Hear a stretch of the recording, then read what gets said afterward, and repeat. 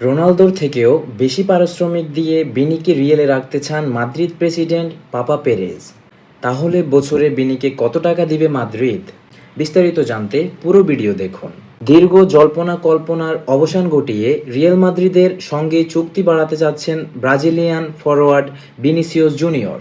উভয় পক্ষের মধ্যে চুক্তি নবায়নের আলোচনা ইতিবাচকভাবে সম্পন্ন হয়েছে এবং বিষয়টি এখন চূড়ান্ত পর্যায়ে রয়েছে।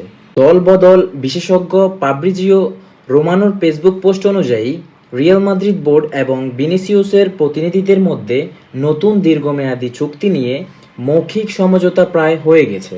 নতুন প্রস্তাব অনুযায়ী পারফরম্যান্স বোনাস ও নির্দিষ্ট বেতন মিলিয়ে ভিনিসিয়াসের বাৎসরিক আয় হতে পারে প্রায় 30 মিলিয়ন ইউরো।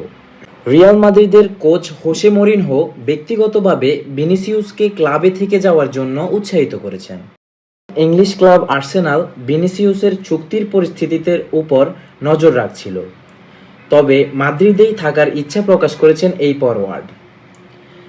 2027 সালের জুন পর্যন্ত চুক্তি থাকা সত্ত্বেও রিয়াল মাদ্রিদ তাদের মূল তারকাকে দীর্ঘমেয়াদী ধরে রাখতে এই চুক্তিকে সর্বোচ্চ অগ্রাধিকার দিচ্ছে।